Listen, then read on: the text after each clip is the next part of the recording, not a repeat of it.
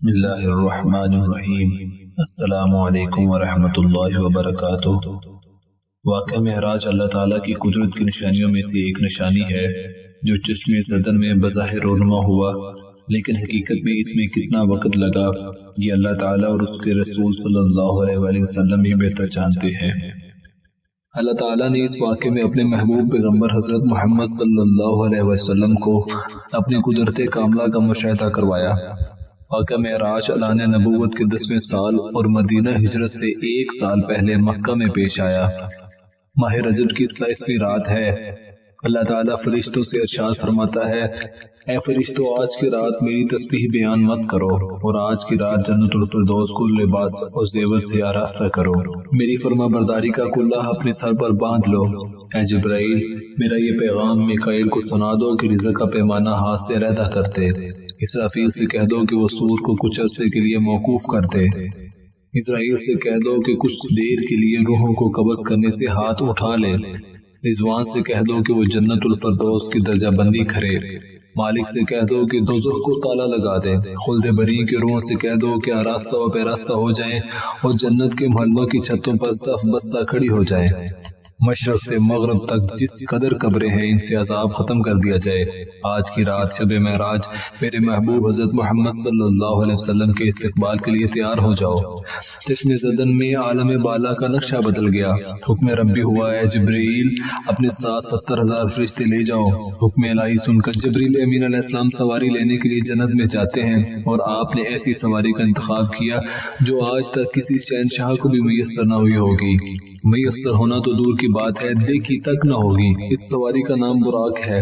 تفسیر روح البیان میں ہے کہ نبی کریم صلی اللہ علیہ وسلم سے پہلے براق پر کوئی سوار نہیں ہوا۔ ماہ رجب کی 27ویں شب کس قدر پرکیف رات ہے۔ مطلع بالکل صاف ہے، فضا میں عجیب سی کیفیت طاری ہے۔ رات آہستہ آہستہ کیف و نشاط کی مستی میں مست ہوتی جا رہی ہے۔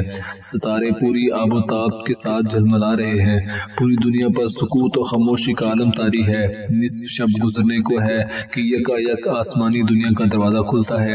انوار و تجلیات کے جلوے سمیٹے حضرت جبرائیل علیہ السلام نورانی مخلوق کے جھرمٹ میں جنتی براق لیے آسمان کی بلندیوں سے اتر کر حضرت ام ہانی رضی اللہ عنہا کے گھر تشریف لاتے ہیں، جہاں ماہ نبوت حضرت محمد صلی اللہ علیہ وسلم محو خواب ہیں، آنکھیں بند کیے، دل بیدار لیے آرام فرما رہے ہیں۔ حضرت جبرائیل امین ہاتھ باندھ کر کھڑے ہیں اور سوچ رہے ہیں کہ اگر آواز دے کر جگایا گیا تو بے ادبی ہو جائے گی۔ فکر مند ہے کہ معراج کے دلہا کو کیسے بیدار کیا جائے۔ اسی وقت حکم ربی ہوتا ہے، اے جبرائیل، میرے محبوب کے قدموں کو چوم لے تاکہ تیرے لبوں کی ٹھنڈک سے میرے محبوب کی آنکھ کھل جائے۔ اسی دن کے واسطے میں نے تجھے کافور سے پیدا کیا تھا۔ حکم سنتے ہی جبرائیل امین علیہ السلام آگے بڑھے اور اپنے کافوری ہونٹ محبوب دو عالم حضرت محمد صلی اللہ علیہ وسلم کے پائے ناز سے مس کر دیے۔ یہ منظر بھی کس قدر حسین ہوگا کہ جب حضرت جبرائیل امین علیہ السلام نے فخر کائنات حضرت محمد صلی اللہ علیہ وسلم کے قدموں کو بوسہ دیا۔ حضرت جبرائیل امین علیہ السلام کے ہونٹوں کی ٹھنڈک پا کر حضور پاک صلی اللہ علیہ وسلم بیدار ہوئے اور دریافت کرتے ہیں کہ اے جبرائیل، کیسے آنا ہوا؟ عرض کرتے ہیں، یا رسول اللہ صلی اللہ علیہ وسلم، خدائے بزرگ و برتر کی طرف سے بلاوے کا پروانہ لے کر حاضر ہوا ہوں۔ یا رسول اللہ صلی اللہ علیہ وسلم، اللہ تعالیٰ آپ کی ملاقات کا مشتاق ہے۔ حضور صلی اللہ علیہ وسلم تشریف لے چلیے۔ زمین سے لے کر آسمانوں تک ساری گزرگاہوں پر مشتاق دید کا ہجوم ہاتھ باندھے کھڑا ہے۔ چنانچہ آپ نے سفر کی تیاری شروع کی۔ اس موقع پر حضرت جبرائیل امین علیہ السلام نے آپ کا سینہ مبارک چاک کیا اور دل کو دھویا۔ حضور پاک صلی اللہ علیہ وسلم کا ارشاد گرامی ہے کہ میرے پاس ایک آنے والا آیا اور اس نے میرا سینہ چاک کیا۔ سینہ چاک کرنے کے بعد میرا دل نکالا، پھر میرے پاس سونے کا ایک تشت لایا گیا جو ایمان و حکمت سے لبریز تھا۔ اس کے بعد میرے دل کو دھویا گیا، پھر وہ ایمان و حکمت سے لبریز ہو گیا۔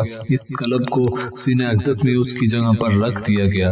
مسلم شریف میں ہے کہ حضرت جبرائیل امین علیہ السلام نے سینہ چاک کرنے کے بعد قلب مبارک کو زمزم کے پانی سے دھویا اور سینہ مبارک میں رکھ کر سینہ بند کر دیا۔ حضرت جبرائیل امین علیہ السلام فرماتے ہیں کہ قلب ہر قسم کی کجی سے پاک اور بے عیب ہے۔ اس میں 2 آنکھیں ہیں جو دیکھتی ہیں، 2 کان ہیں جو سنتے ہیں، سینہ اقدس کے شک کیے جانے میں کئی حکمتیں ہیں، جن میں ایک حکمت یہ ہے کہ قلب اطہر میں ایسی قوت قدسیہ شامل ہو جائے جس سے آسمانوں پر تشریف لے جانے اور عالم سماوات کا مشاہدہ کرنے، بالخصوص دیدار الہی کرنے میں کوئی دقت اور دشواری پیش نہ آئے۔ پھر آپ صلی اللہ علیہ وسلم کے سر انور پر امامہ باندھا گیا۔ علامہ کاشفی رحمۃ اللہ علیہ فرماتے ہیں، شب معراج حضرت محمد صلی اللہ علیہ وسلم کو جو امامہ شریف بنایا گیا، وہ امامہ مبارک حضرت آدم علیہ السلام کی پیدائش سے 7000 سال پہلے کا تیار کیا ہوا تھا۔ 40,000 ملائکہ اس کی تعظیم و تکریم کے لیے اس کے ارد گرد کھڑے تھے۔ حضرت جبریل امین علیہ السلام نے سرور کونین حضرت محمد صلی اللہ علیہ وسلم کو نور کی ایک چادر پہنائی، زمرد کی نلین مبارک پاؤں میں زیب تن فرمائی، یاقوت کا کمر بند باندھا۔ حضور صلی اللہ علیہ وسلم نے براق کا حلیہ بیان کرتے ہوئے ارشاد فرمایا، سینہ سرخ یاقوت کی مانند چمک رہا تھا، اس کی پشت پر بجلی گونجتی تھی، ٹانگیں سبز زمرد، دم مرجان، سر اور اس کی گردن یاقوت سے بنائی گئی تھی۔ بہشتی زین اس پر کسی ہوئی تھی جس کے ساتھ سرخ یاقوت کے 2 رکاب آویزاں تھے۔ اس کی پیشانی پر لا الہ الا اللہ محمد رسول اللہ لکھا ہوا تھا۔ چند لمحوں کے بعد وہ وقت بھی آ گیا کہ سرور کونین حضرت محمد صلی اللہ علیہ وسلم براق پر تشریف فرما ہو گئے۔